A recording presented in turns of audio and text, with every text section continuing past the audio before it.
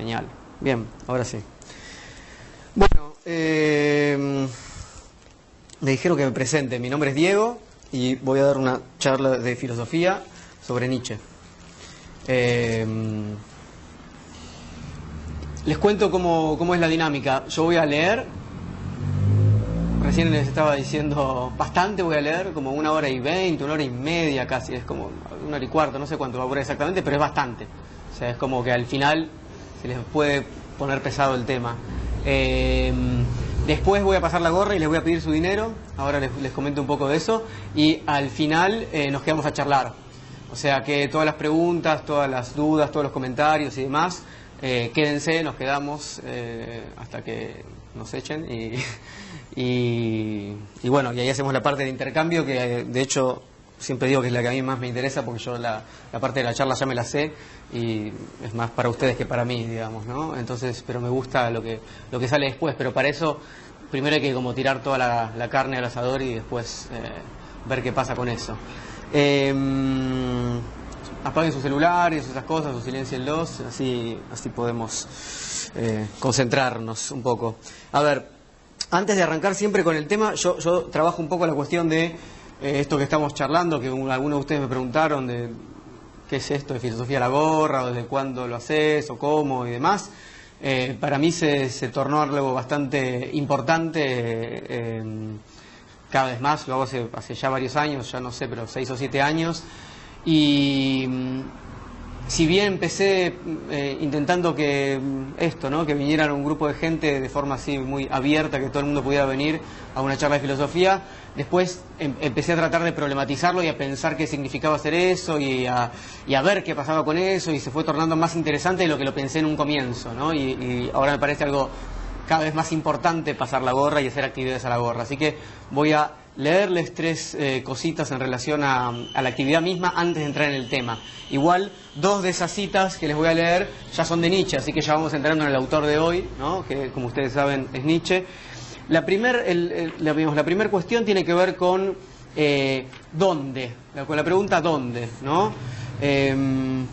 La pregunta ¿dónde? Implica también un con qué y un con quiénes, ¿no? Digamos, en diferentes lugares hay diferentes ambientes, diferentes personas, circulan otras preguntas, ¿no? Entonces la pregunta ¿dónde? No es simplemente obviamente un lugar, ¿no? Arquitectónico, sino que implica la circulación de otras personas y otros intereses y otras preguntas. Les voy a leer en ese sentido de Así habló Zaratustra la siguiente cita. Pues esta es la verdad, he salido de la casa de los doctos y además he dado un portazo a mis espaldas. Durante demasiado tiempo mi alma estuvo sentada, hambrienta, a su mesa. Yo no estoy adiestrado al conocer como ellos, que lo consideran un cascar nueces.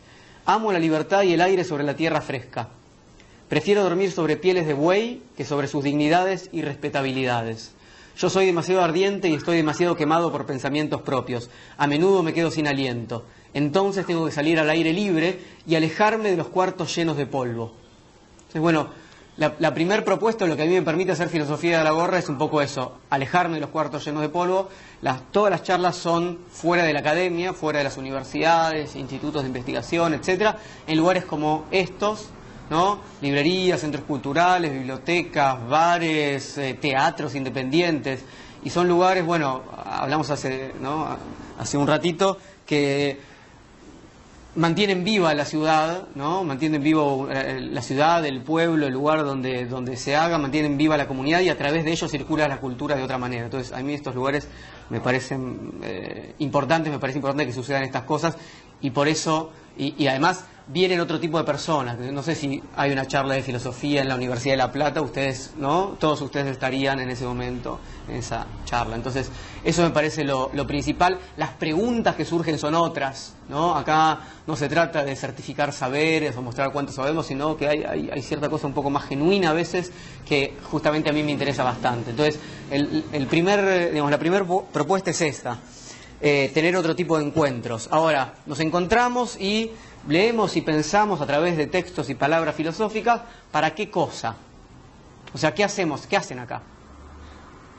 ¿No? Además de quedar bien con Vero, ¿no? Y decirle, fui y llegué y demás, ¿no? O sea, ¿qué hacemos acá? Bueno, en ese sentido les voy a leer, a ver si lo encuentro, una cita de la segunda consideración intempestiva de Nietzsche, que es en honor a Schopenhauer, ¿no? En ese momento Nietzsche tenía como su gran modelo filosófico la filosofía de Schopenhauer, y entonces le dedica este libro, ¿no? Cosa que, bueno, hoy en día cada vez se hace menos, esta generosidad de hacerle el homenaje al maestro, ¿no?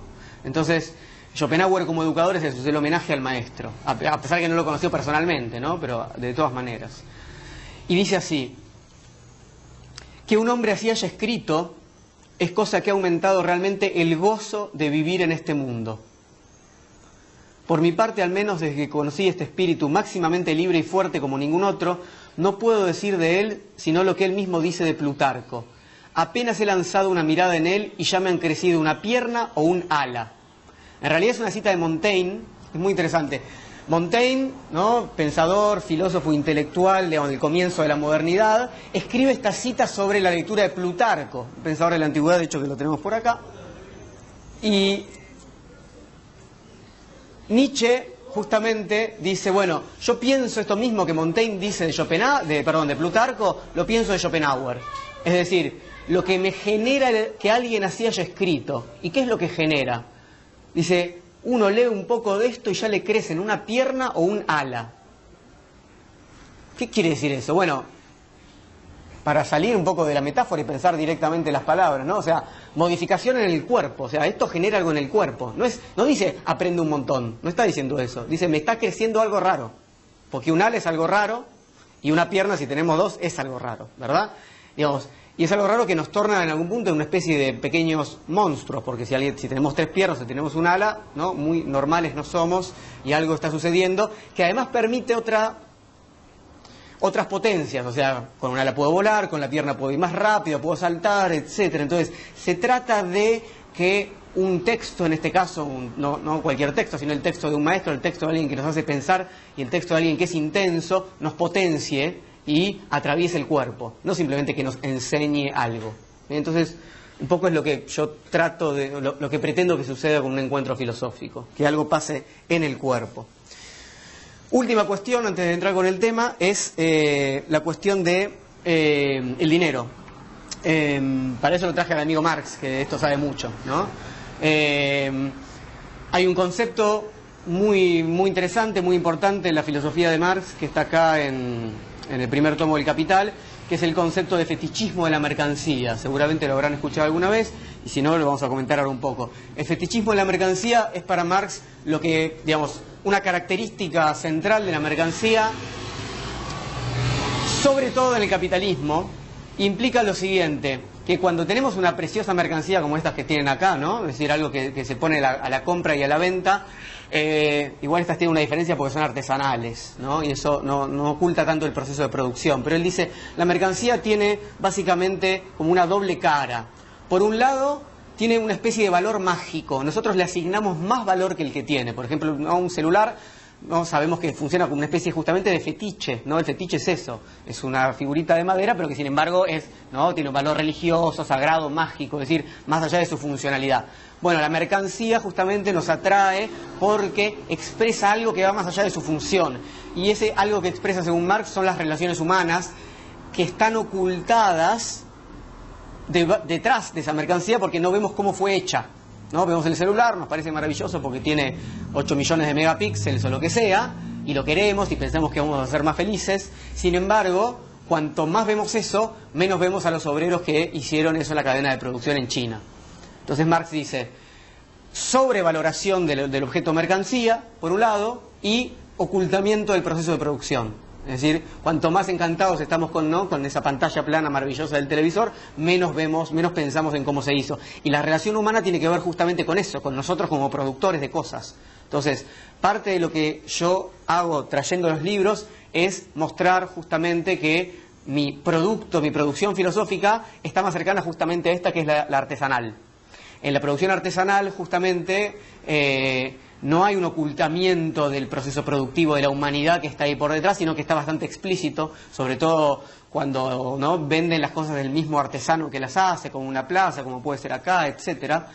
Y por otro lado, se le saca parte de esta cuestión mágica que en general la filosofía suele tener, ¿no? El filósofo parece ser alguien que tiene conexión directa con el mundo de las ideas platónicos o con la realidad o con la verdad, y entonces directamente se conecta con la verdad y es muy inteligente o hay que ser un genio. No, nada de eso. Hay que sentarse muchas horas a leer, muchas, a escribir, a pensar, a hacer borradores, a volver... Es como tejer al crochet, digamos, no es otra cosa. Y uno va haciendo un producto.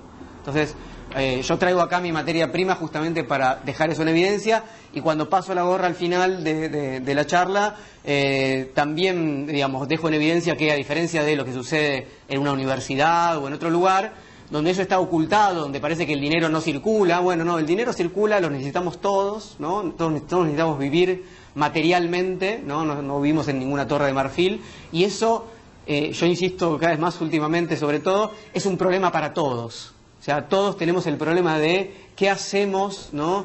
¿Qué es lo que podemos hacer para convivir entre todos de una forma en que nos sintamos, no digo realizados, pero ¿no? Por lo menos que sintamos que estamos haciendo algo que tiene cierto sentido para nosotros y para los demás, y que podamos vivir de eso? No hay que renunciar a eso, me parece. Les leo este fragmento de Marx y empiezo. Dice Marx: el carácter misterioso de la forma mercancía estriba, por tanto, pura y simplemente que proyecta ante los hombres el carácter social del trabajo de estos como si fuera un carácter material de los propios productos de su trabajo.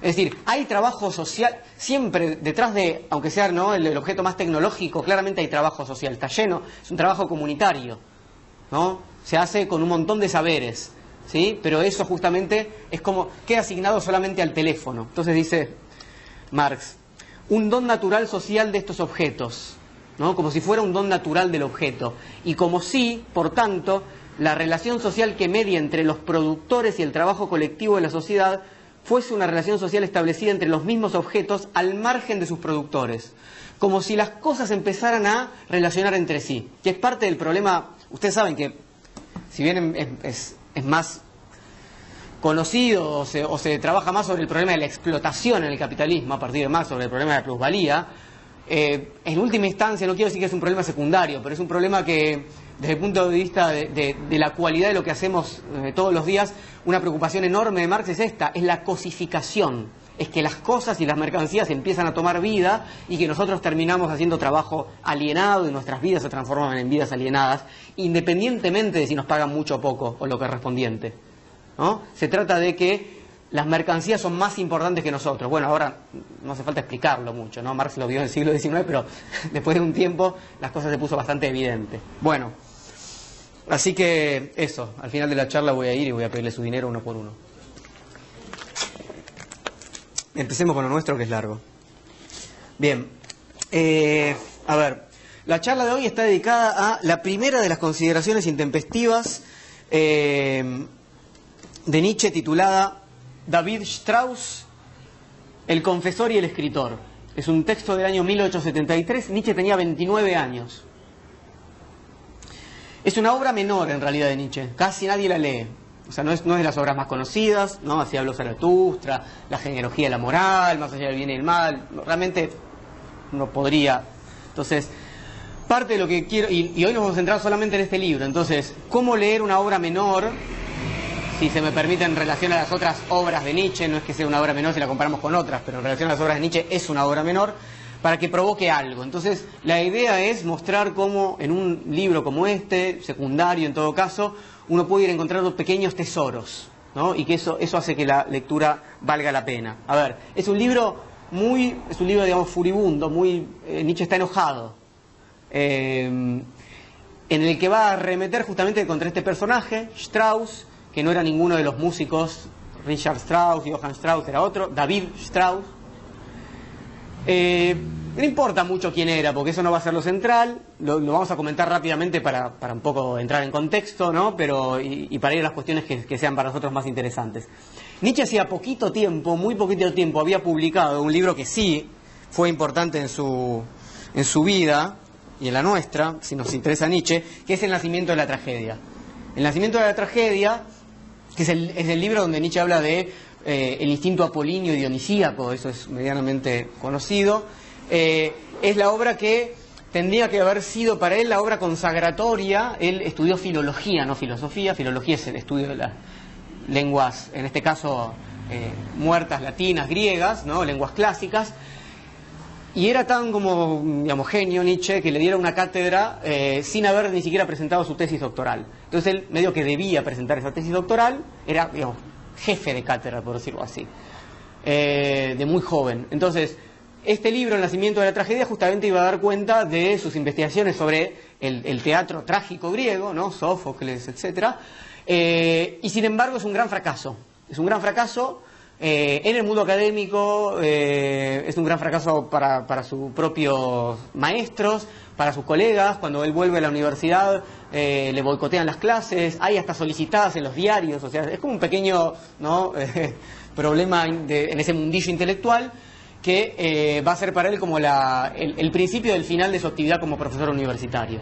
Después, por cuestiones de enfermedades, se va a jubilar muy tempranamente, a los 30 y pico de años, con lo cual va a tener mucho tiempo para escribir. Eso va a ser bueno en última instancia, ¿no? Pero no va a tener que dar más clases, le da una pensión por invalidez y se puede dedicar a escribir. Ahora, al mismo tiempo que esta obra, que tendría que ser el gran libro de él, fracasa,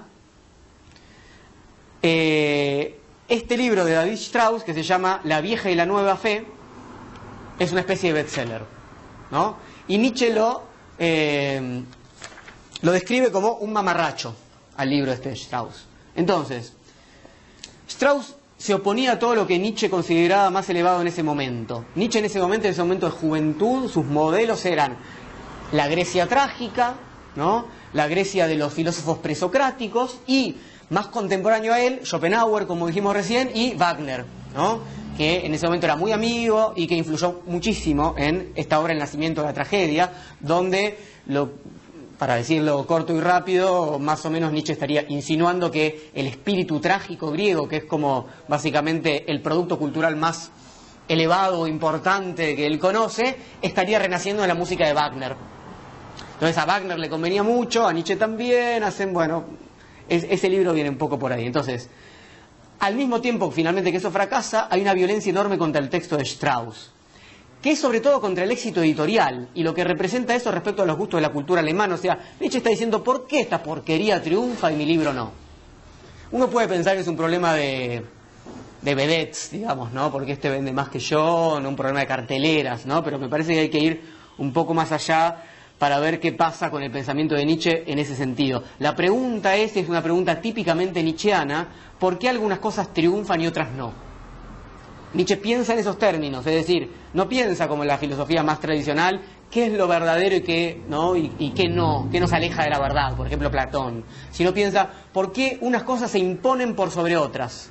Y acá hubo una obra, un producto que se impuso, un producto cultural que se impuso por sobre otro. Entonces él se empieza a preguntar por esta dinámica, que es una dinámica de las fuerzas, ¿no? Es decir, ¿qué pasa en la cultura alemana en particular, para que Strauss triunfe y él y Wagner no? Es una pregunta entonces por la dinámica de las fuerzas y es una pregunta por el poder. Entonces, Nietzsche le escribe a Wagner, le escribe una carta en abril del año 73 y le dice lo siguiente: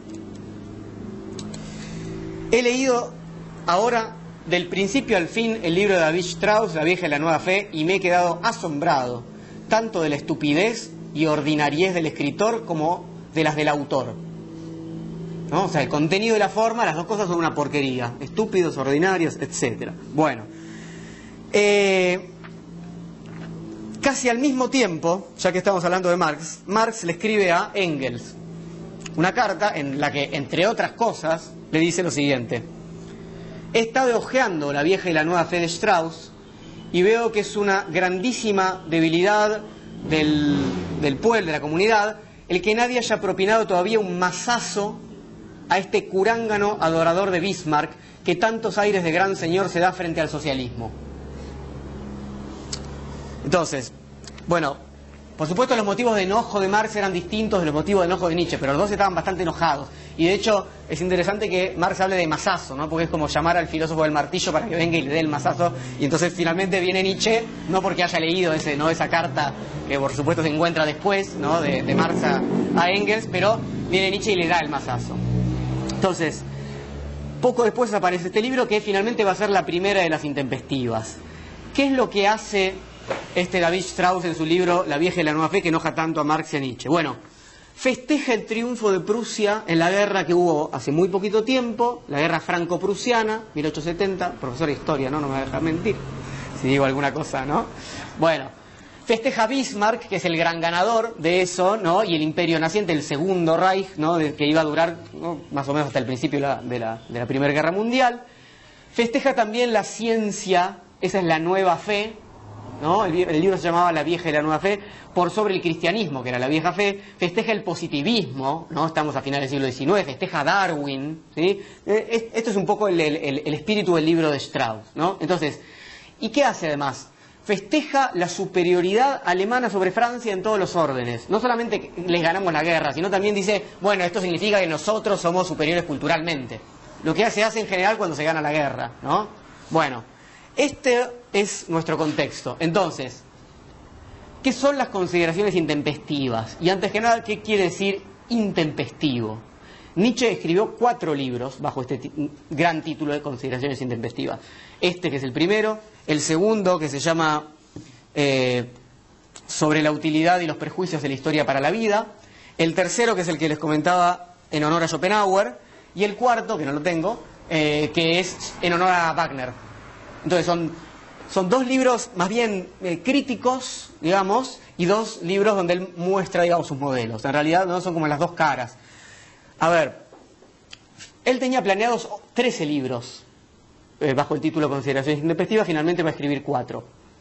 En alemán es Unzeitgemäße Betrachtungen. Betrachtungen son las consideraciones y Unzeit, ahí está la palabra tiempo. ¿Qué quiere decir? Unzeit es un prefijo de negación, es inactual, es otra de las traducciones. Consideraciones inactuales o intempestivas.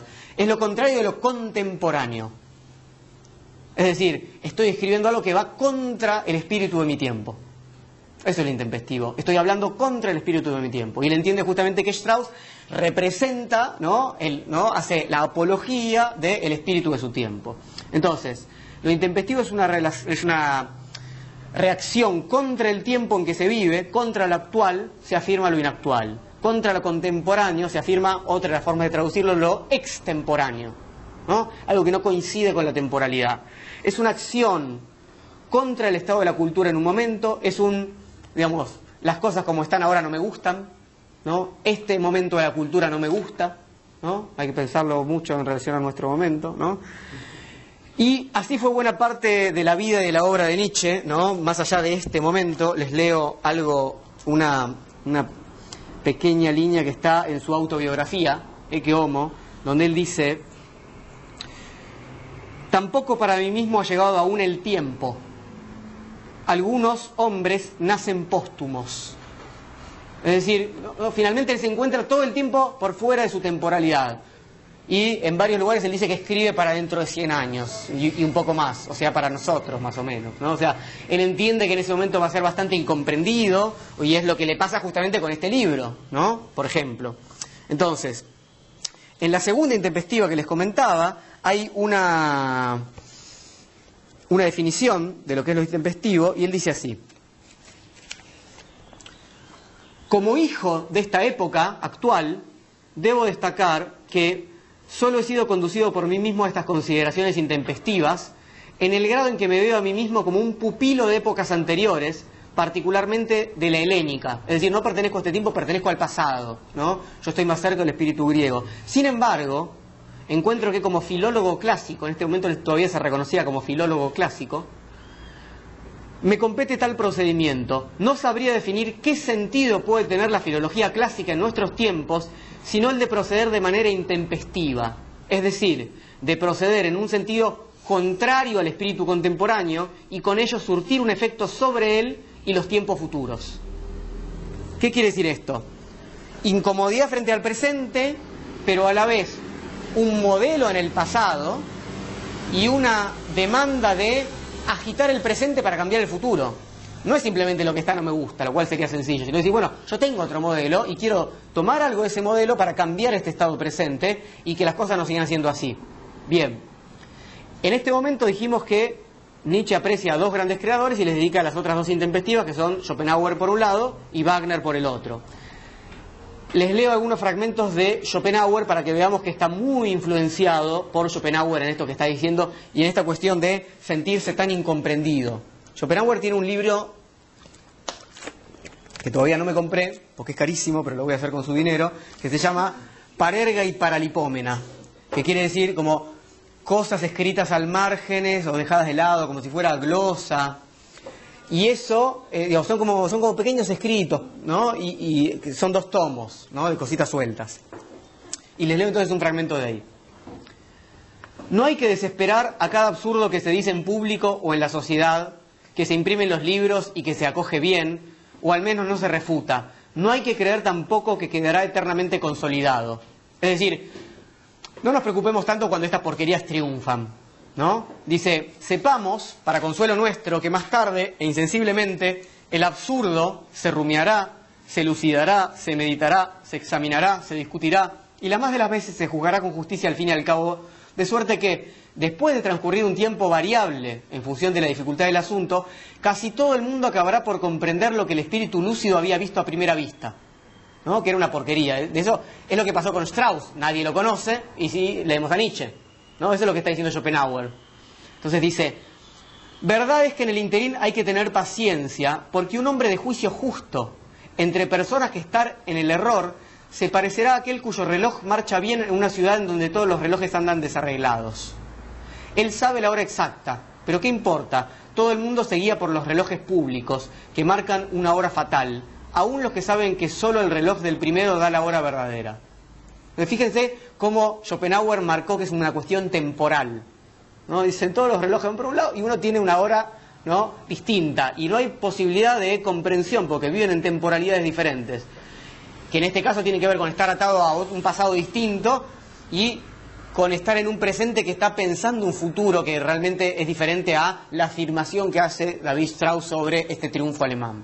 Entonces, lo intempestivo nace del problema de estar viviendo en el tiempo equivocado, es decir, no a lo que hoy triunfa, y de saber que hoy no es nuestro tiempo. Sabemos que Nietzsche es el filósofo del martillo, lo dijimos recién, ¿no? La cuestión de la destrucción, la cuestión de la negación, y también que su filosofía es quizás como ninguna otra una filosofía afirmativa, de la creación. Si alguien leyó Zaratustra, el sí del niño, ¿no? El sí de la inocencia, la afirmación de la vida. Entonces, están estos 2 costados, ¿no? Negación, destrucción y afirmación, creación. Uno puede decir, bueno, está bien, los dos, ¿no? Ahí tenemos los vasos, el vaso medio lleno, el vaso medio vacío, optimismo y pesimismo. Bueno, no se trata de eso, no es una contraposición tonta entre destrucción y creación, o pesimismo, optimismo, negación y afirmación, ni del vaso medio vacío, del vaso medio lleno. Se trata de a quién vamos a destruir, de cómo vamos a atacar, de en qué momento vamos a hacerlo, de cuáles van a ser nuestros aliados. ¿Se entiende? Es una cuestión un poco más compleja, no de sí o no. Se trata de cómo vamos a construir ese sí y contra quién vamos a realizar nuestro no. ¿Qué quiero decir con esto? Que el ataque de Nietzsche tan furibundo que le dedica un libro, porque se podría haber... Se enoja, en una carta que le manda al amigo dice, bueno, mira esta porquería y ya está. Ahora le dedica un libro. Entonces, o estaba muy, muy enojado con él personalmente, o él entiende que a través de la figura de Strauss justamente él quiere atacar otra cosa. Y finalmente Strauss es simplemente un caso de algo que a él le preocupa muchísimo, ¿sí? Si no, el hecho de dedicarle un libro. Entonces, él tematiza en Ecce Homo, en su autobiografía, esta cuestión del ataque. Él tiene una ética y una práctica de la destrucción. No lo va a hacer de cualquier manera. El martillo no es, ¿no?, romper todo de una manera arbitraria. Él lo llama mi praxis bélica, en el sentido de cómo va a ser la guerra. Y les leo el siguiente fragmento. Dice, mi práctica bélica puede resumirse en 4 principios. Primero, yo solo ataco causas que triunfan. En ocasiones espero hasta que lo consigan. Segundo, yo solo toco causas cuando no voy a encontrar aliados, cuando estoy solo, cuando me comprometo exclusivamente a mí mismo. No he dado nunca un paso en público que no me comprometiese, ese es mi criterio de lograr justo. Tercero, yo no ataco jamás a personas. me sirvo de la persona tan solo como de una poderosa lente de aumento, con la cual puede hacerse visible una situación de peligro general, pero que se escapa, que resulta poco aprehensible. Así es como ataqué a David Strauss, dice, esto es muchos años después, ¿no? Como casi 15 años después, o más exactamente, el éxito en la cultura alemana de un libro de debilidad senil. A esta cultura la sorprendí en flagrante delito. Así es como ataqué a Wagner, porque después él se distancia de Wagner, ¿no? O más exactamente la falsedad, la bastardía de instintos de nuestra cultura que confunde a los refinados con los ricos, a los epígonos con los grandes. Y cuarto principio, yo solo ataco causas cuando está excluida cualquier disputa personal, cuando está ausente todo trasfondo de experiencias penosas. Si no, no es que yo esté resentido, está diciendo Nietzsche, pues si no podría pensarlo así. Entonces, primer principio, se ataca lo que triunfa, o sea, no se hace leña del árbol caído, se ataca al poder, ¿no? Se ataca lo que nadie está discutiendo. Segundo, se ataca en soledad, dice Nietzsche, no se ataca nunca en patota, no esta cuestión de atacar en rebaño, atacar en grupito al que es diferente, no, lo contrario, dice Nietzsche, yo voy y ataco solo al grupo, que tiene un valor. Luego, no se ataca a personas, se ataca a valores. Ahora, los valores no están flotando por el aire, están encarnados en personas y en sus obras. Entonces, bueno, no queda otra que decir David Strauss, el Papa, lo que sea. Quiero decir, no es una cuestión con el Papa, con David Strauss, es una cuestión de los valores que representa y que pone en ejercicio, ¿sí? No es una cuestión personal. Bien. Y, último, no es una lucha de egos, ¿no? Ni de pequeños resentimientos, no se ataca por envidia, por despecho, no es guerra de vedettes. Entonces veamos, a partir de estas reglas del ataque y del combate nietzscheanos, cuáles son los ataques de Nietzsche en este momento de la cultura. Porque si entendimos bien esto, entonces Nietzsche está atacando a la cultura contemporánea, ¿no? Desde el título hasta lo que está diciendo respecto al ataque, y veamos qué es lo que no le gusta de esta cultura. Vamos a preguntarnos entonces qué es para él una cultura, porque esto es parte central de la obra. Respecto a la afirmación de que haber ganado la guerra a Francia, ¿no?, que es lo que sucedió, muestra el triunfo de la cultura alemana, Nietzsche señala lo siguiente.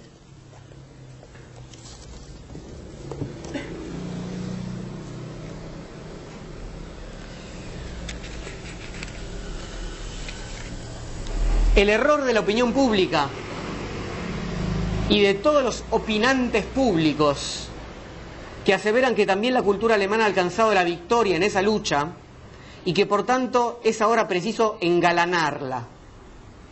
Es decir, que todos los opinantes públicos, es un concepto muy lindo para mi gusto, los opinantes públicos que porque ganamos la guerra se creen que son superiores a los franceses, dice Nietzsche. Hay una crítica a los escritores que quieren caer bien a la opinión pública, como Strauss, porque finalmente está festejando lo que todo el pueblo alemán está festejando, por supuesto, ¿no?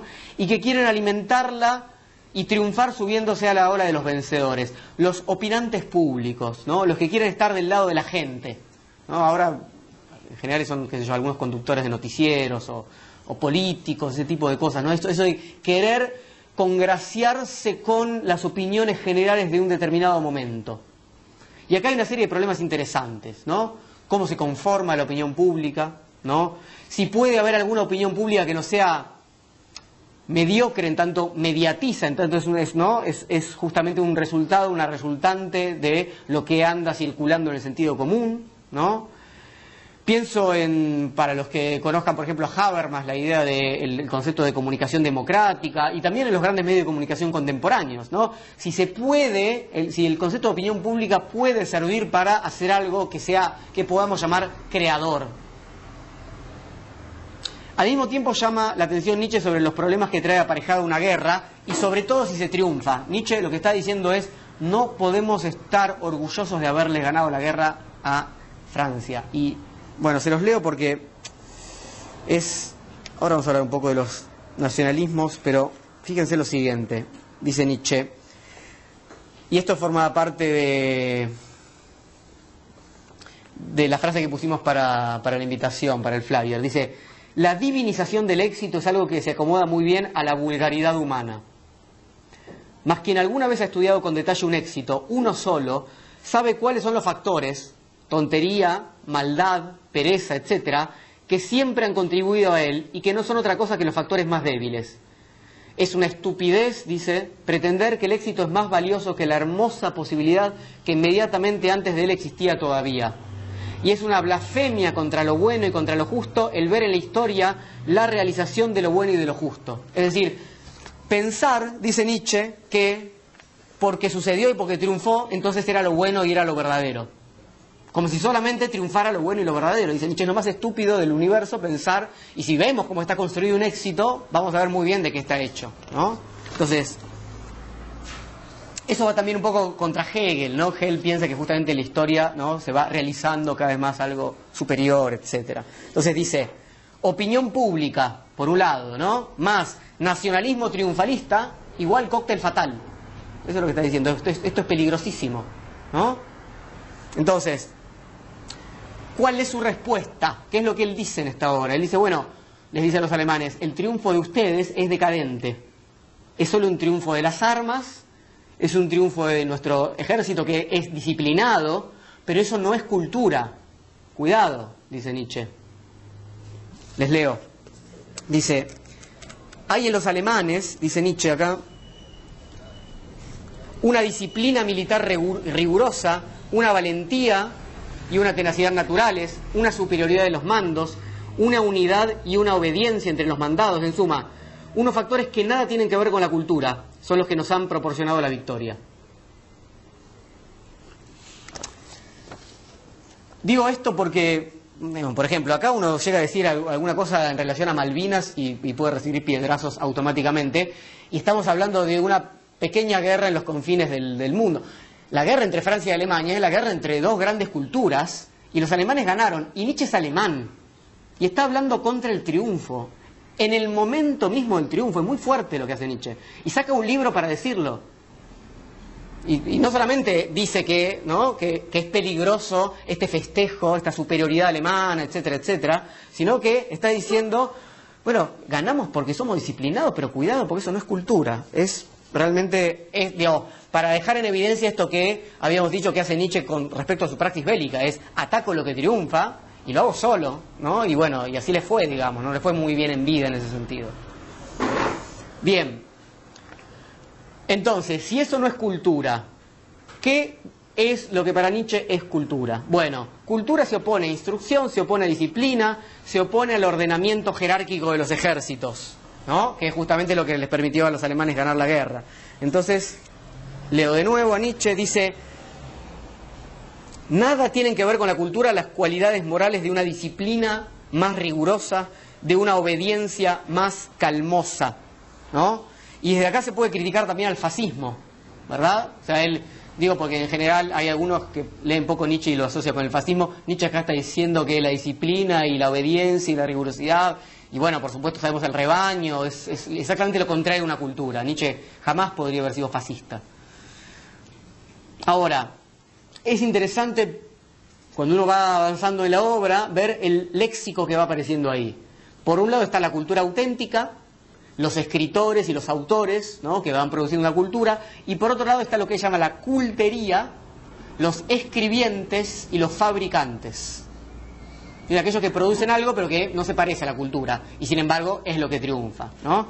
Entonces, dice lo siguiente sobre toda esta generación de una productividad que se aleja de la cultura. Dice, toda esa gente forma un grupo compacto que parece haberse conjurado para apoderarse de las horas que el hombre moderno dedica al ocio y a la digestión, es decir, de los momentos culturales de ese hombre, y para aturdirlo durante ellos con papel impreso. Es el momento del nacimiento, digamos, del desarrollo de los grandes periódicos, ¿no? Y Nietzsche ya se ve venir algo que es predecesor, para que conozca los desarrollos de la Escuela de Frankfurt, del concepto de industria cultural, ¿no?, de Adorno y Horkheimer, de esta cuestión de que justamente en los momentos culturales, en los momentos donde uno deja de trabajar y tiene, bueno, en ese momento somos atiborrados de porquería, ¿no?, que es con el nombre de cultura, con el nombre de diario, con el nombre de libro, etcétera. Entonces Nietzsche está llamando la atención sobre eso, no porque venga en el mismo soporte, estamos hablando de lo mismo.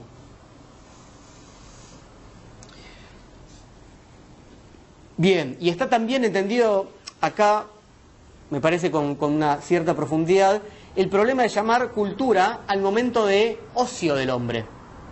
Nietzsche está absolutamente en contra de entender que la cultura es algo que hacemos justamente después de trabajar un rato, por ejemplo ahora, ¿no? Supongamos, ¿no? Vamos a una charla de filosofía a la noche, o vamos a un tallercito, esto que charlamos. Dice, la cultura tiene que atravesar la vida de la comunidad.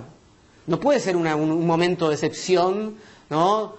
No podemos llamar a cultura a eso que hacemos, que más bien se parece a entretenimiento, ¿no? Y no a cultura.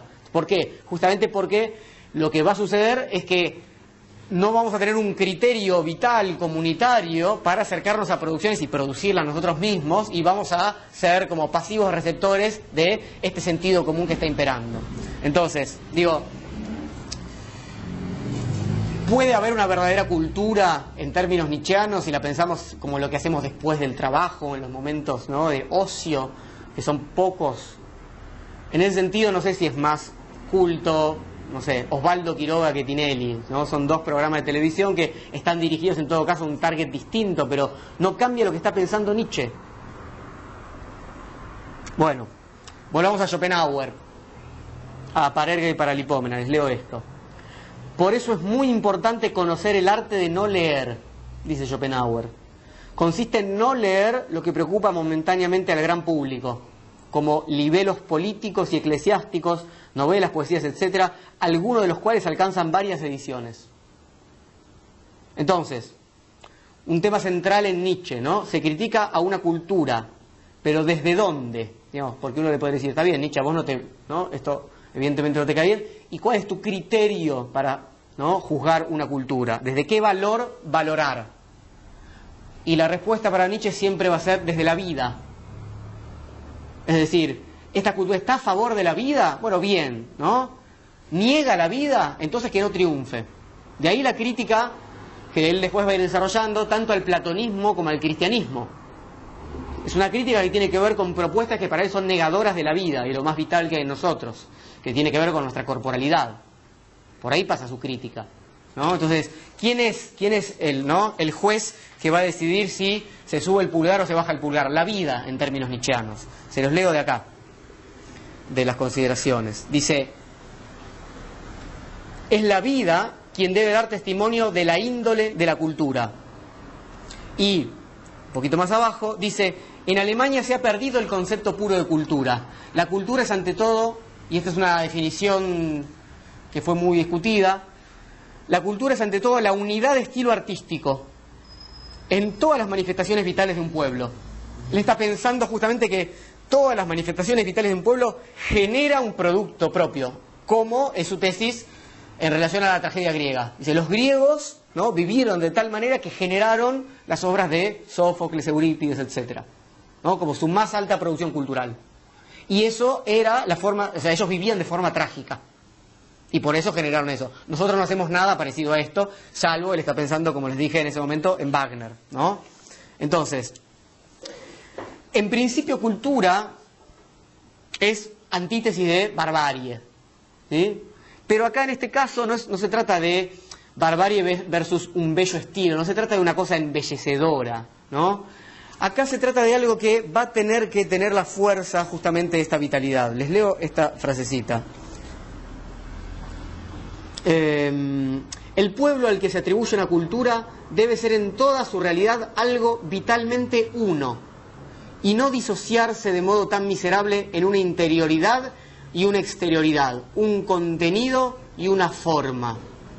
¿Qué está diciendo Nietzsche? Nuestra cultura no puede ser algo distinto a nuestro modo de vida. Eso es lo que está diciendo. No puede disociarse entre una interioridad y una exterioridad. Los griegos vivían de manera trágica. La cultura que tenemos nosotros es lo que hoy llamaríamos, ¿no?, puro circular, ¿no?, por la galería, como decían los franceses, ¿no?, pura careteada.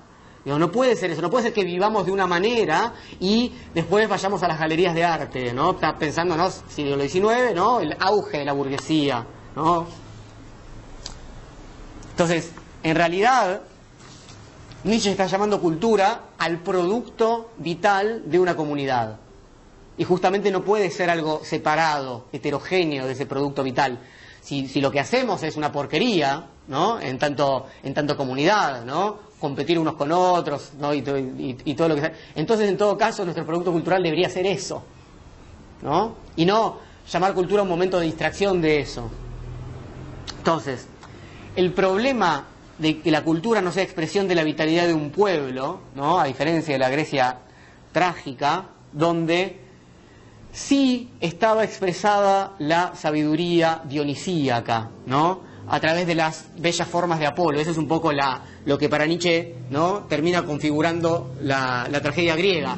La sabiduría trágica de que en este mundo sufrimos, de que en este mundo, aunque hagamos las cosas bien, van a salir mal, ¿no?, como le pasó a Edipo, ¿no?, que hacía todo bien, era valiente, sabio, etcétera, igual le salió todo mal, ¿no? Los griegos sabían eso, no son optimistas como nosotros, eran mucho más sabios en el sentido, piensa Nietzsche.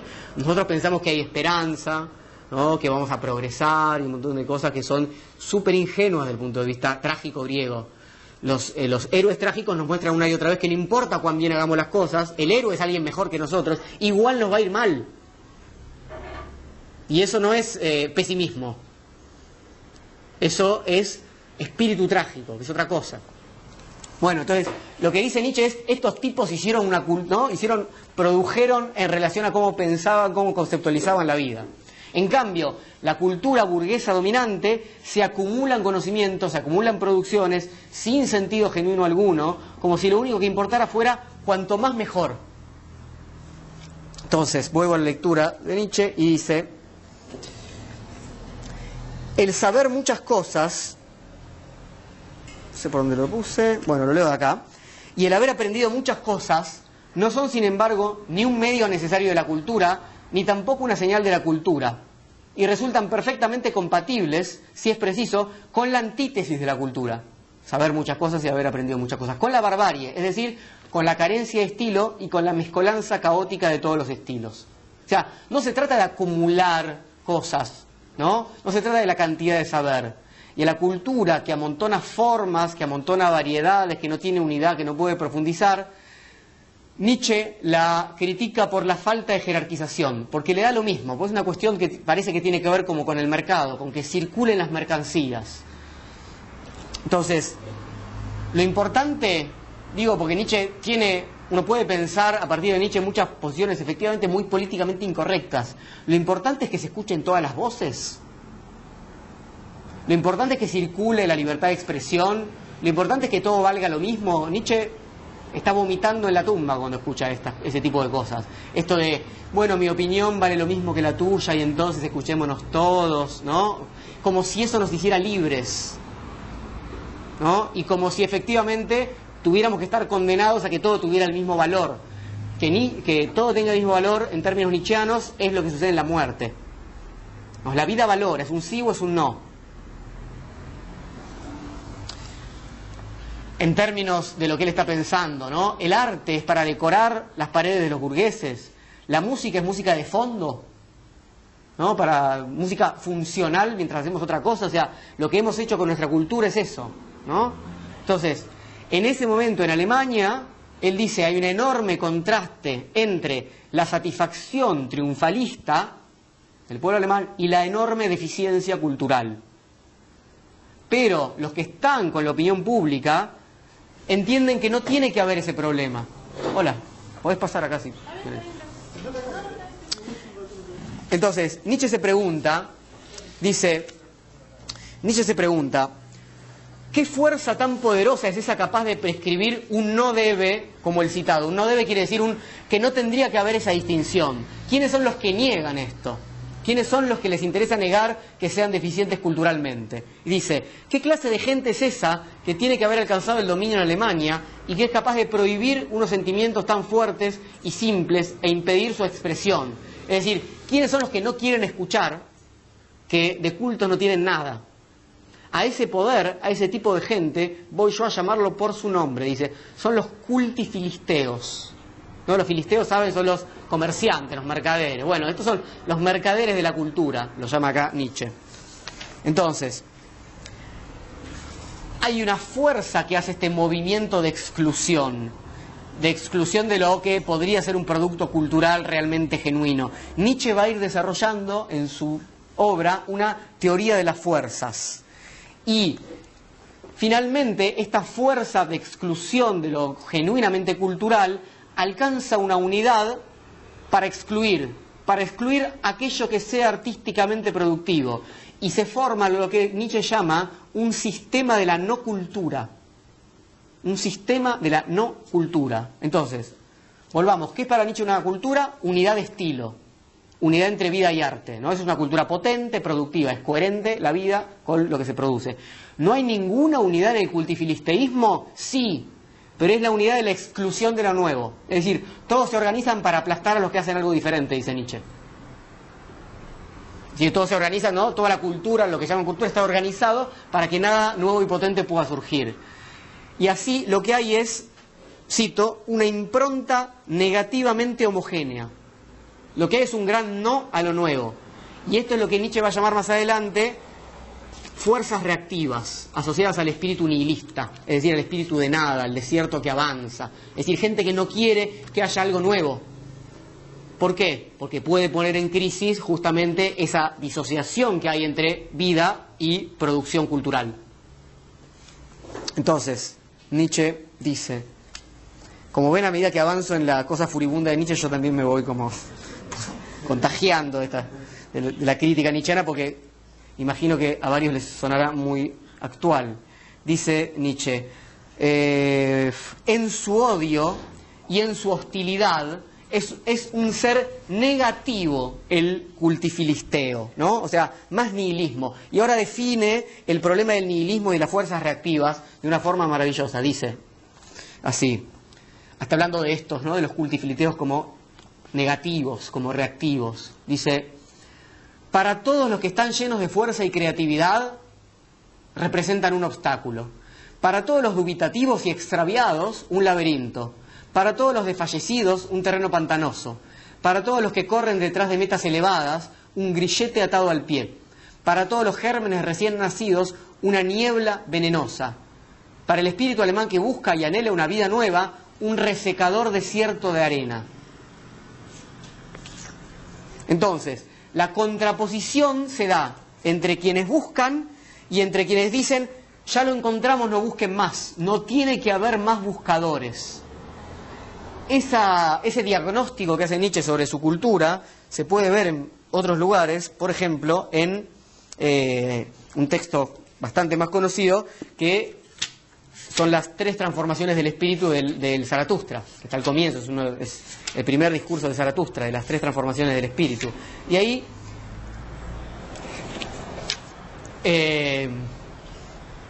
en ese caso es el gran dragón que representa a Dios, es decir, a los valores ya creados, dice lo siguiente, efectivamente, todos los valores han sido ya creados, y yo soy todos los valores creados. En verdad, no debe seguir habiendo ningún yo quiero. Es una cuestión de voluntad. ¿Por qué alguien va a tener un yo quiero, ¿no? Una búsqueda propia, si los valores ya están creados? No hay que buscar nada, ¿no? Tenés que entrar al lugar adecuado y, ¿no?, recoger esos valores que ya están creados. Ese es el problema nietzscheano, ¿no? Justamente.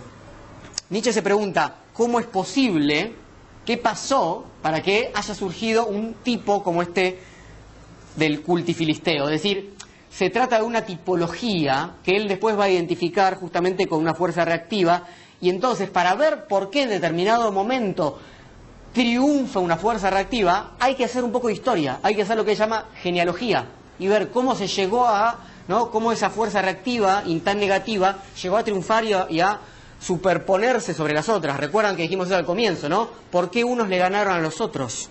Entonces, ¿cómo llegaron a ser ellos los jueces de la cultura, a la vez que unos personajes heroicos en términos nietzscheanos, o sea, él mismo, Wagner, Schopenhauer y mucho Goethe, que es alguien que él admiraba, son ninguneados, digamos, ¿no?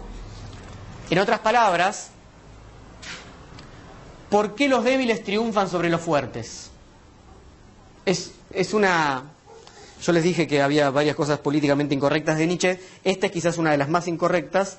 Está citado en este libro de Deleuze sobre Nietzsche, y es de los fragmentos póstumos, y dice lo siguiente: hay que defender siempre a los fuertes contra los débiles. El cristianismo ha dado vuelta. Hay que defender siempre a los fuertes contra los débiles. ¿Por qué? Porque los fuertes, en términos nietzscheanos, fuerte no se está refiriendo a justamente, y en este libro queda bien claro a quien tiene un ejército fuerte. No, El fuerte es el creador.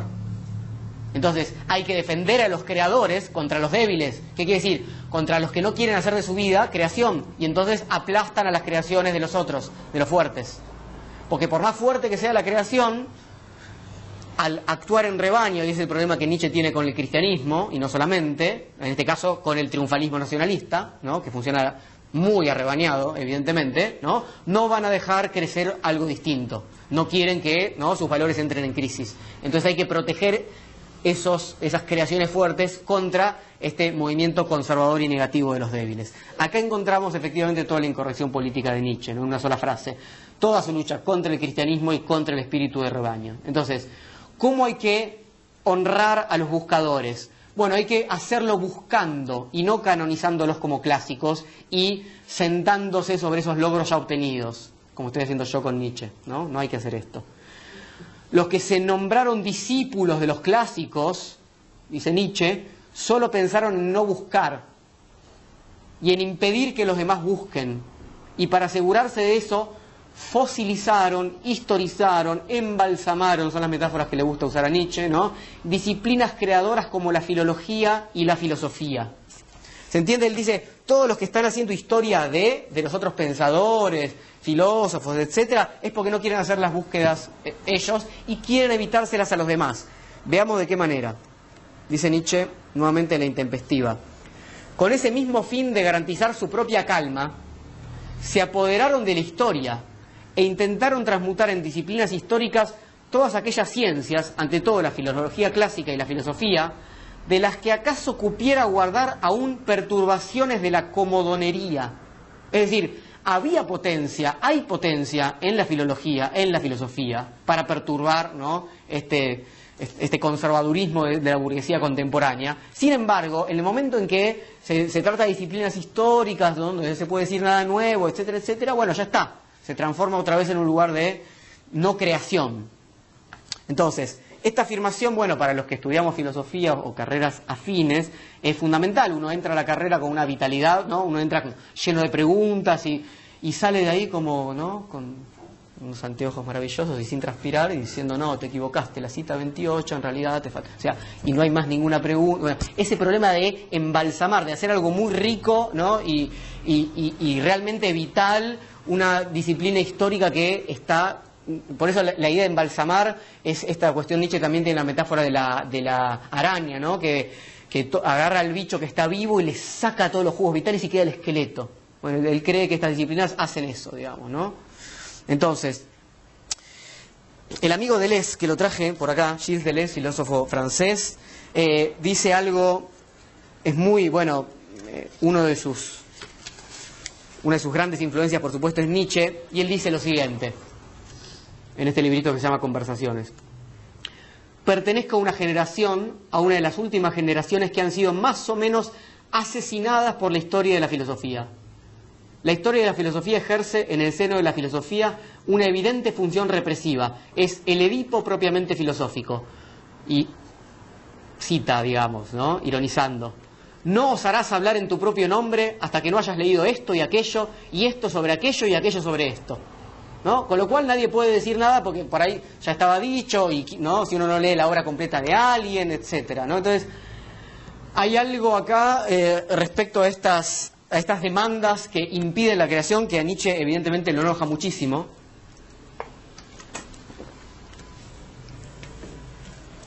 Sobre todo pensando lo que Nietzsche afirmó, que son disciplinas que pueden perturbar el orden social. Porque esto es lo que dijo, ¿no? Pero ¿cómo? ¿De qué manera? Si no las momificamos. Entonces, vuelvo a La Intempestiva. ¿Dónde la dejé? Acá. El objetivo, dice Nietzsche. El objetivo que estos afilosóficos admiradores que no admiran nada persiguen cuando intentan concebir históricamente todas las cosas es precisamente el embotamiento. Es decir, que todos nos aburramos.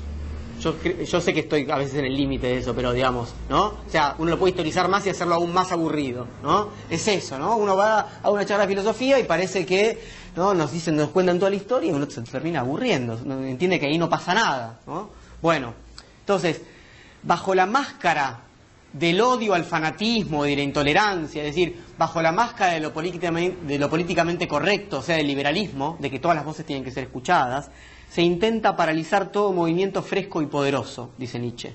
El cultifilisteo puede divertirse con el arte, puede entretenerse con la filosofía, inclusive puede experimentar un poquito, mientras ninguna consecuencia se entrometa con la vida que él cree seria, o sea, su familia, sus negocios y su profesión. La separación es estricta, divertimento por un lado y seriedad por el otro, con lo cual la cultura pasa a ser un divertimento. Y Nietzsche remata esta idea diciendo lo siguiente: pobre del arte que comience a tomarse en serio a sí mismo y plantee exigencias que atenten contra los sueldos, los negocios y los hábitos del filisteo, es decir, que atenten en consecuencia contra lo que para él es lo serio. El filisteo aparta sus ojos de semejante arte como si estuviera viendo algo obsceno y con el ademán propio de un guardián de la castidad advierte a toda virtud necesitada de amparo que ni siquiera se le ocurra mirar.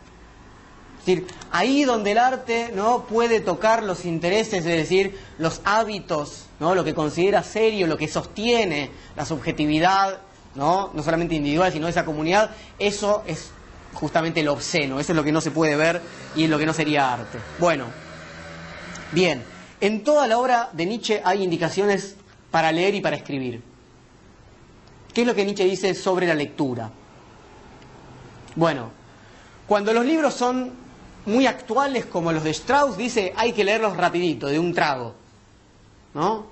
Serían los libros tempestivos, ¿no? Contemporáneos, ¿no? Como estos libros que sean de novedades políticas y que al mes siguiente, si no se vendieron, están en la mesa de saldo, ¿no? Bueno, eso hay que leerlos rapidito. Bien, los libros intempestivos, como los que él cree que está escribiendo, hay que leerlos de a poco, cada día una página. Tienen que, y acá la metáfora animal es con la vaca, hay que rumiarlos, hay que pasar el texto de un estómago al otro para ir sacando el jugo de a poquito. No podemos tragarlo directamente, no puedo agarrar un libro de filosofía y, ¿no?, decir, me leí 100 páginas, ¿no? Bueno, hay que ir haciendo este trabajo, es un trabajo lento. Bien. Ahora, eso en relación a la lectura, cómo abordamos un libro. Desde el punto de vista de la escritura, ustedes recuerdan que había criticado a Strauss no solamente lo que decía, sino cómo lo decía. ¿Y qué le va a criticar? Bueno, algo muy similar a lo que él dice de la cultura. No hay unidad de estilo, este libro está escrito como si fuera una especie de Frankenstein, ¿no? Dice, hay gente que cree que toma un montón de fragmentos y después los edita todos juntos y se cree que tiene una obra, ¿no? Nietzsche está pensando en esta cuestión de la unidad de estilo. Tiene que tener una impronta unitaria aquello que estamos proponiendo como obra. Algo bueno, hoy en día ya evidentemente estamos mucho más allá de esa cuestión en relación a los estilos. Entonces, ¿por qué si es tan caótico y está tan mal escrito este libro triunfa? Se pregunta Nietzsche. Bueno, por varios motivos. Primero porque lo que escriben en ningún momento justamente pone en crisis a los lectores. Y segundo, porque usan unos neologismos bastante simpáticos y se creen que por eso están haciendo algo nuevo, dice Nietzsche. Entonces dice lo siguiente: para el menguado cerebro de los escribientes, y fíjense que la palabra que usa no es escritor, sino escribiente, para el menguado cerebro de los escribientes, sin embargo, nuevo y moderno son sinónimos. Y así tenemos que tal cerebro se tortura ahora para extraer sus símiles del ferrocarril, del telégrafo, de la máquina de vapor. Es decir, se creen que porque ponen palabras novedosas, ¿no?, realmente son creadores. A esta crítica, que finalmente la podemos sintetizar en el concepto de, es una crítica sobre la decadencia cultural, ¿no? Nietzsche está criticando acá la decadencia cultural contemporánea, asociada a los periodistas, ¿no? Habló de los periódicos, de los escribientes, a los libros mal escritos y a la falta de creación y a la confusión entre lo moderno y lo nuevo. Vamos a invitar nuevamente a Deleuze. Deleuze tiene un diccionario que lo pueden ver en YouTube, ponen el diccionario de Gilles Deleuze y tiene, ¿no?, Por cada letra una palabra y él va trabajando sobre ese concepto. A de animal, B de bebida, porque a Deleuze le gustaba la bebida, C de cultura, etcétera, ¿no? D de deseo, ¿no? Es muy lindo.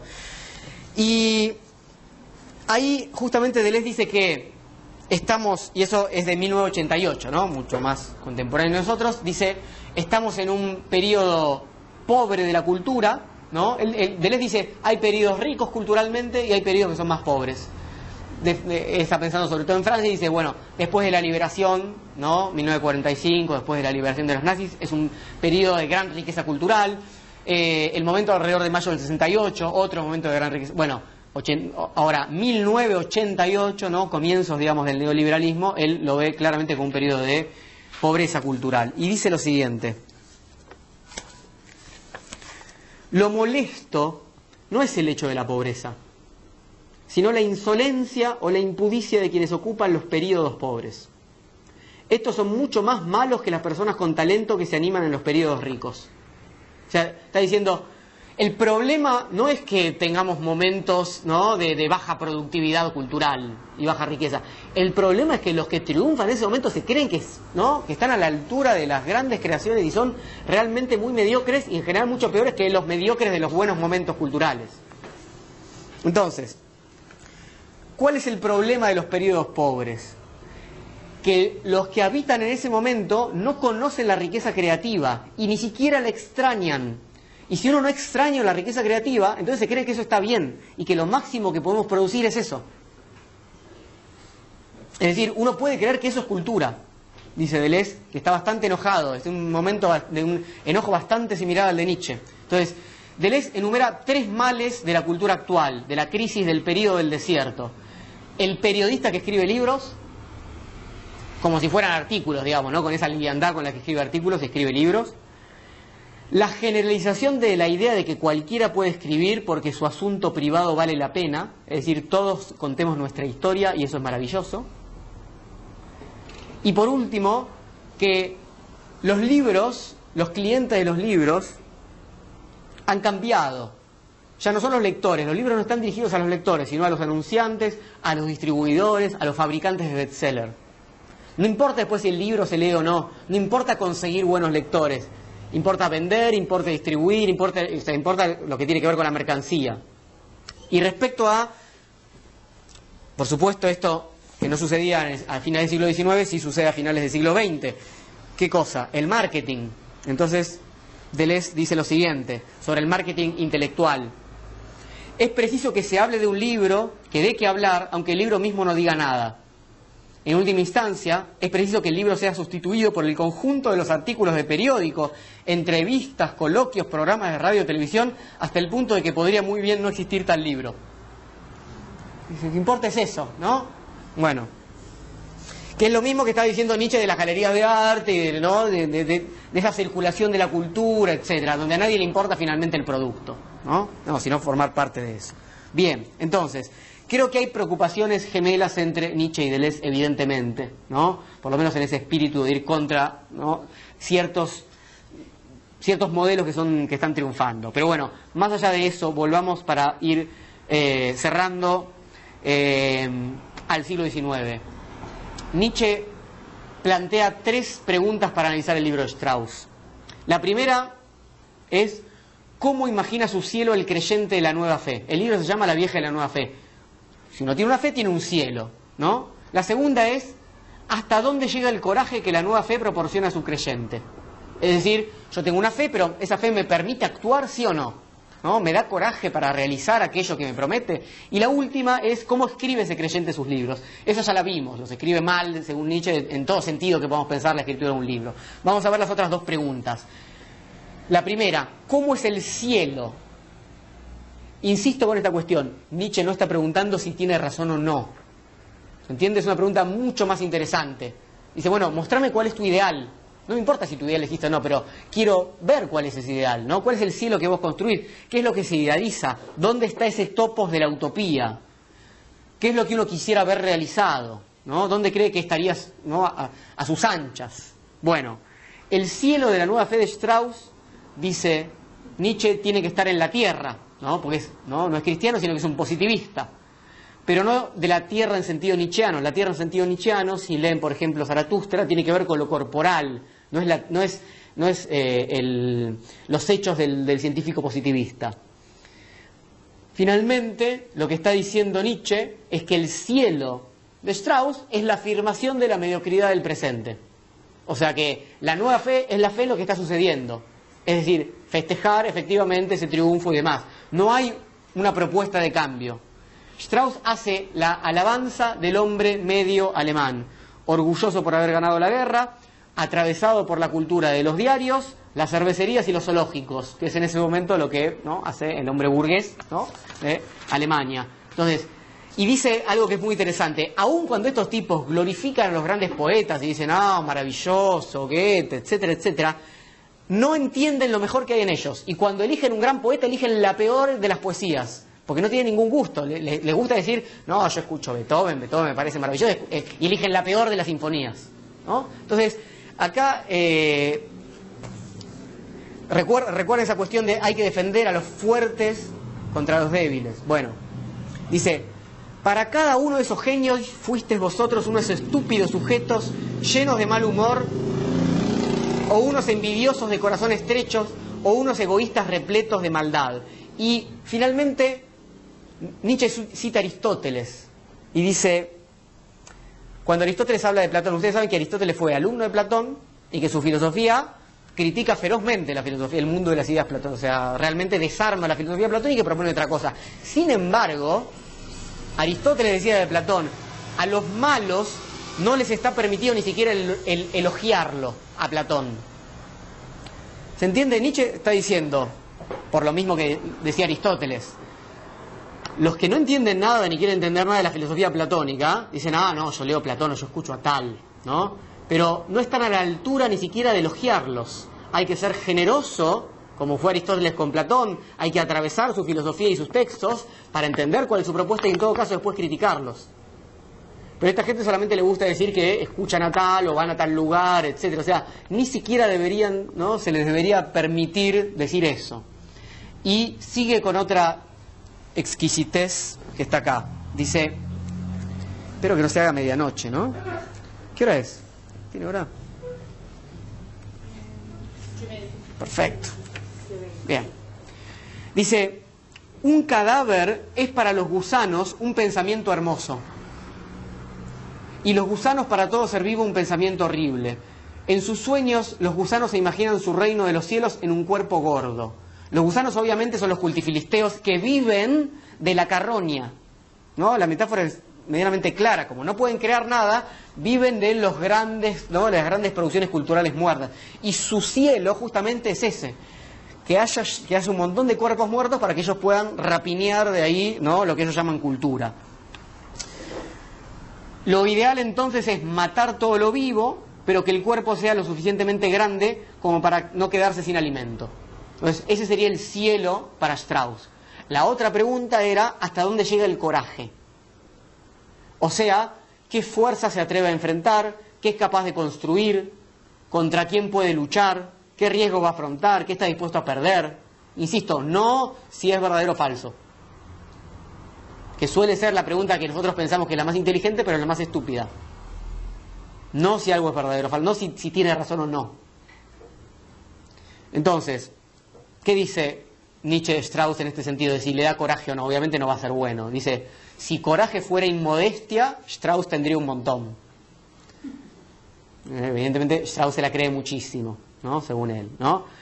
Porque se cree que, digamos, todo el universo apunta hacia él, ¿no?, como una especie de Hegel, ¿no?, digamos que todo llega a lo que él está produciendo.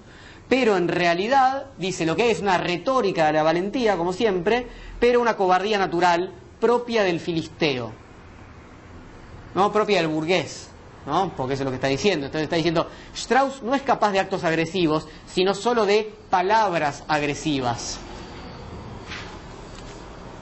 Y otro pequeño tesoro. Dice, la ética, esa sombra de los actos, pone de manifiesto que Strauss es un héroe de las palabras y que evita todas las acciones en que es preciso pasar de las palabras a la furibunda seriedad. Fíjense lo que dice, la ética es la sombra de los actos. No es una concepción teórica, ¿no?, que uno tiene, no es un constructo, sino que es el resultado de los actos que uno hace. Es, si ustedes quieren, casi preexistencialista, ¿no? O sea, la ética es algo que uno construye con los actos que realiza. Entonces, si hay valentía de realizar tales o cuales cosas, tiene que ver con la valentía de los actos, no con la valentía de las palabras. En ese sentido, les quiero leer una pequeña cita de Aurora, que es un texto de Nietzsche bastante posterior, donde él dice justamente esto. Él dice, bueno, el aforismo se llama: las pequeñas acciones disidentes son necesarias. Porque habla cualquiera. Nietzsche dice esto. Se queja, ¿vieron? Bueno, todos conocemos gente y también lo hacemos. En el discurso decimos tales y cuales cosas, pero después vamos y hacemos lo que hacen todos, ¿no? Por ejemplo, hablamos mal del cristianismo, pero después llevamos a nuestro hijo a bautizar o a un colegio cristiano. Nietzsche dice: y a tal efecto, siendo ateo, bautiza cristianamente a su hijo, o otro individuo que condena drásticamente el odio entre los pueblos hace el servicio militar como todo el mundo, o un tercero se casa con una muchacha por la iglesia porque su familia es devota, mientras hace votos ante un sacerdote sin vergüenza alguna. No importa que cada cual haga lo que todos hacen y han hecho siempre, así reza este prejuicio grosero. Y Nietzsche dice, es un error grosero, porque no hay nada más importante que confirmar una vez más lo que ya de por sí es poderoso, tradicional e irracionalmente reconocido. Así se consigue ante los ojos de todos los que vienen a oírlo la sanción de la razón misma. Todo el respeto para vuestras opiniones, dice Nietzsche, pero las pequeñas acciones disidentes son mucho más valiosas. ¿Por qué? Porque si uno está en contra, por ejemplo, del nacionalismo, de ir a matar a otros, como dice Nietzsche, entonces lo que hay que hacer es, cuando llegue el servicio militar obligatorio, no ir. O si uno está en contra de los valores de la iglesia, no hay que mandarlo al pibe al colegio. ¿Por qué? Porque si no, uno confirma que está todo bien. Porque los demás ven que uno hace eso, entonces no se abre ninguna pregunta. Lo que pasa es que hay que bancarse, justamente, y ese es el defender a los fuertes contra los débiles, hay que bancarse que todos empiecen a hablar mal de uno. ¿No viste tal? Que no fue, que no va más a la iglesia, que no fue, que no hace tal cosa, etcétera, etcétera. Entonces, ese es el momento, es la oportunidad nietzscheana para plantear el problema, para plantear la pregunta. Entonces, bueno, Strauss no hace nada de esto, según Nietzsche, ¿no? Se queda solamente en la palabra y es incapaz de hacer eso, ¿no? Primero para Nietzsche está la vida y después los conceptos. Por eso la ética es la sombra de los actos. Hay que actuar, ¿no? Y hay que, aún más, hay que actuar justamente porque actuando, es decir, siguiendo lo que nuestro cuerpo en algún punto está demandando, es que vamos a ver cuáles son nuestros actos, no antes. Si yo no actúo, no sé nunca lo que voy a hacer. Bien, entonces Nietzsche dice lo siguiente sobre la fe de Strauss, esta nueva fe. Pobre y debilucha sale esta fe. Una fe conseguida a fuerza de estimulaciones. Escalofríos nos produce el mirarla. Entonces, fíjense lo que dice, para nuevamente, porque por lo menos, yo sé que toda la charla es demasiado barroca y tiene muchas cosas, pero quiero que queden, aunque sea, ciertas impresiones de cómo Nietzsche está pensando, para que uno pueda tomarlo como herramienta si le interesa pensar un poco en este sentido, no acordarse de todo lo que dice Nietzsche de acá, van y lo leen al libro si tienen ganas, pero ¿qué es lo que, cuál es el modo en que Nietzsche encara, ¿no?, un problema?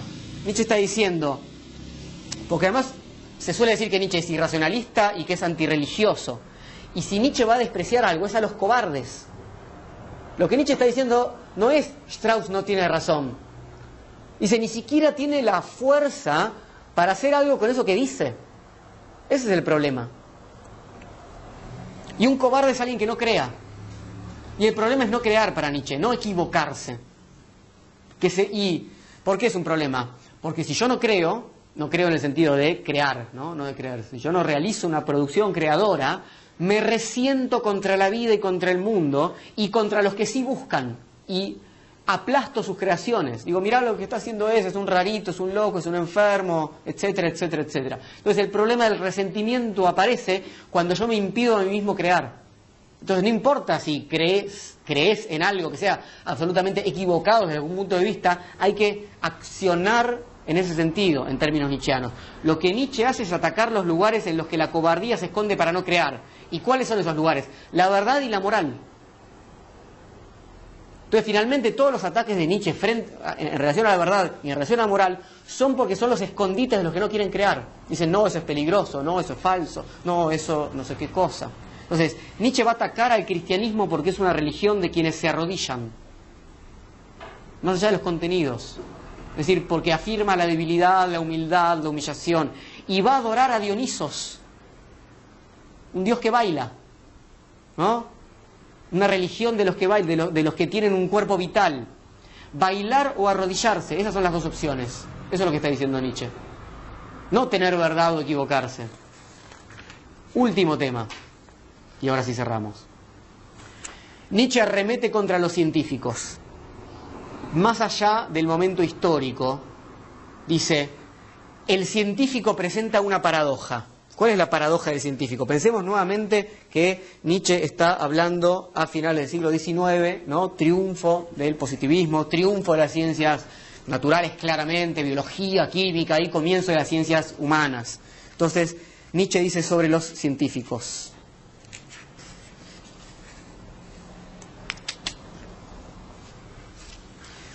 Para él es como si la existencia no fuera una cosa que no tiene remedio y que da mucho que pensar, sino una posesión firme que tuviera garantizado el durar eternamente. Es decir, para el científico no hay existencia trágica.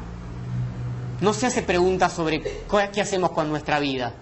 No hay urgencia por pensar nuestra finitud, no hay urgencia por pensar el sufrimiento. Las preguntas que se hace el hombre de ciencia las plantea como si viviera eternamente, ¿no? No las plantea desde el punto de vista del hombre. No se pregunta para qué, no se pregunta a dónde, no se pregunta de dónde, no se pone finalidades. Es decir, nuevamente, somos la única cultura, somos la cultura moderna, occidental, que ha desarrollado un corpus de conocimiento llamado ciencia, que no nos dice nada en relación a qué hacemos con nuestra vida, que nos deja huérfanos. Por eso que está lleno de pseudociencia, astrología, I Ching, lectura del Baraborra, del CAF. Si al mismo tiempo hay ciencia. ¿Por qué? Porque la ciencia no se ocupa de eso, no nos dice cómo hacemos para ser un poco más felices o menos, o para crear una... Dice que, ¿qué cosa? Bueno, cómo es la aceleración del cuerpo en caída libre. ¿Qué me importa? ¿Se entiende lo que está diciendo Nietzsche? Nuestra producción de conocimiento está completamente disociada, es lo mismo que decía de la cultura, está disociada de nuestra vida. Un enorme científico, matemático y filósofo, Edmund Husserl, padre de la fenomenología, maestro de Heidegger, tiene un libro de 1935, una obrita, digamos, que se llama La crisis de las ciencias europeas, y dice lo siguiente, en esta misma tónica. Dice, el hombre moderno se dejó en la segunda mitad del siglo XIX determinar y cegar por las ciencias positivas y por la prosperidad hecha posible por ellas. Significó un desvío indiferente de las cuestiones que para la humanidad auténtica son las cuestiones decisivas. Y una frase que se hizo famosa, meras ciencias de hechos forman meros hombres de hechos, ¿no? El positivismo se refiere solo a los hechos, ¿no? Bien, este cambio en el modo de estimar públicamente las ciencias era en particular inevitable después de la guerra, y como es bien sabido ha llegado poco a poco en la generación joven a un sentimiento de hostilidad. O sea, hubo efectivamente una crisis, ¿no? ¿Qué hacemos investigando esto, ¿no? Y bueno, al mismo tiempo sabemos, esto es del 35, lo que pasó después, ¿no? Con las investigaciones científicas. Entonces, termina Husserl, en la premura de nuestra vida, es lo que vimos por todas partes, esta ciencia no nos dice nada. Las cuestiones que ella excluye por principio son precisamente las cuestiones más candentes para nuestra desgraciada época, por una humanidad abandonada a las conmociones del destino. Estas son las cuestiones que se refieren al sentido o sin sentido de toda nuestra existencia humana, de las cuales la ciencia no nos dice nada, ¿no? El médico nos puede diagnosticar el cáncer, pero no nos puede decir qué hacemos si tenemos 6 meses de vida, ¿no? No en tanto médico, evidentemente, ¿verdad? Entonces, en Alemania el hombre de ciencia, dice Nietzsche, parece un obrero agitado por producir y producir como si estuviera en una fábrica y embrutecido como un esclavo. Y acá Nietzsche acuña otro de sus términos, ¿no? De este libro, que es el término de obrero docto. Dice, estos científicos que producen, como hoy en día, que se producen papers y demás, son obreros doctos. Y dice, nuestros doctos apenas se diferencian de los labriegos. No, como hablamos hace un rato, no piensan, sino que producen su particular mercancía. Ahora, la pregunta es, ¿por qué esta producción, ¿no? tan febril? ¿Por qué no podemos parar de producir? Y ahí es donde Nietzsche lo cita al amigo Pascal. Acá lo tengo. Ya termino, prometo. Pascal dice lo siguiente: nada le es tan insoportable al hombre como estar en pleno reposo, sin pasiones, sin quehaceres, sin divertimento, sin aplicación. Siente entonces su nada, su abandono, su insuficiencia, su dependencia, su impotencia, su vacío. Irresistiblemente surgirá del fondo de su alma el tedio, la maldad, la tristeza, la pesadumbre, el despecho y la desesperación. Es un problema temporal nuevamente, o sea, no se puede estar sin producir, y sobre todo para el hombre moderno. Entonces, ¿qué se hace? Bueno, para no preguntarse, ¿no? Para no estar en esta temporalidad que habilita estas preguntas sobre el sentido de la vida, se produce. Cuando terminamos de producir, vamos a circular por las galerías de arte, digamos, o a leer los periódicos o a aprender la tele. Última hojita. Otro pequeño tesoro, ¿no? La relación entre la actividad frenética y la falta de preguntas profundas. Hay una relación entre los tiempos. ¿En qué tiempo aparece la pregunta? Está diciendo Nietzsche, ¿no? Si uno está en el tiempo de la, como todos sabemos, ¿no? Si uno está en el tiempo de la productividad, las preguntas aparecen el domingo a la noche, ¿no? Que es cuando nos angustiamos ahí. Ese es el tiempo, ¿no? Donde puede aparecer una pregunta sobre el sentido de la vida. O las preguntas aparecen, como dice Albert Camus, cuando voy en el tranvía, decía él, hacia el trabajo, no cuando estoy trabajando. Y ahí digo, ¿qué estoy haciendo acá? ¿No? Ese es el momento. Entonces, los obreros están obligados por su condición, por su miseria, a este trajín productivo. Pero si los científicos hacen lo mismo, ¿en qué temporalidad va a aparecer la cultura? Se pregunta Nietzsche. La verdadera cultura. Entonces, Nietzsche dice, ustedes científicos deberían responder al menos estas preguntas. ¿De dónde? ¿A dónde? ¿Para qué toda ciencia si no ha de conducir a la cultura? Voy a cerrar, ahora sí, finalmente, después de preguntarlo 5 veces, haciendo hincapié, primero, en la importancia del tipo de pregunta que realiza Nietzsche. Yo sé, insisto, que fueron muchas cosas y fue muy larga la charla, pero esto para mí es central. ¿De dónde? Es decir, ¿qué fuerzas empujan para que algo suceda? ¿Quiénes se juntan para que algo aparezca? ¿Cómo nace algo? ¿Quién lo quiere así? ¿A dónde? O sea, ¿qué se proponen? ¿Qué se propone una comunidad? ¿Cuál es la tierra que quieren habitar? Lo que decía este cielo. ¿Y para qué? ¿Qué finalidad persiguen? ¿Cómo fundamentan aquello que los mueve? Insisto, nunca la pregunta por la verdad. Nunca la pregunta por si estamos más cerca o no de algo que estuviera ya creado, que sería la verdad, ¿no? Sino la pregunta por qué es lo que estamos siendo nosotros, de dónde, qué fuerzas, ¿no?, nos atraviesan y hacia dónde nos llevan. Esa es la pregunta para hacernos. Voy a cerrar, ahora sí, con una frase de Deleuze y después voy a pasar la gorra y después nos quedamos a charlar. A ver, la frase de Deleuze nuevamente es del libro Nietzsche y la filosofía y dice lo siguiente.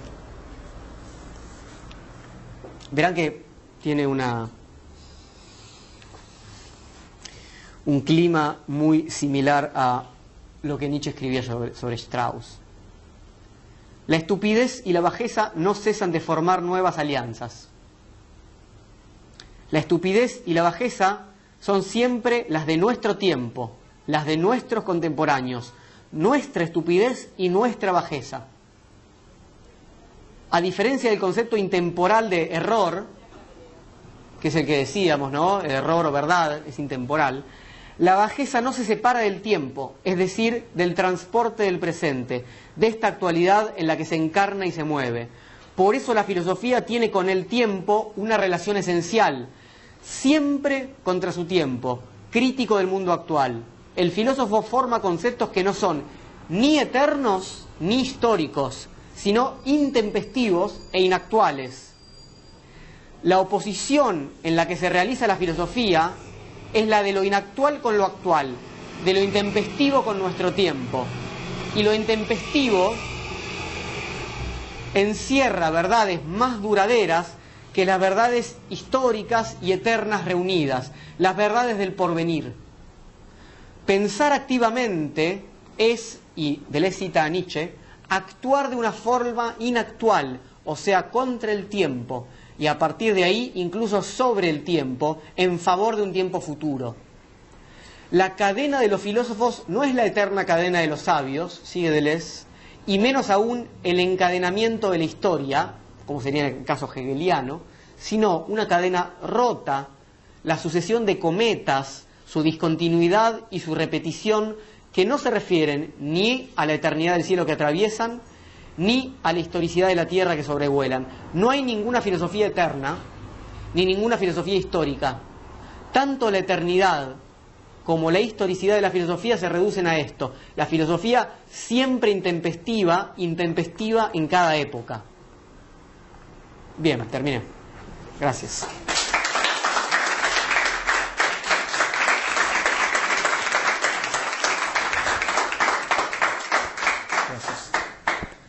Bueno, ahí voy por su dinero, no se escapen.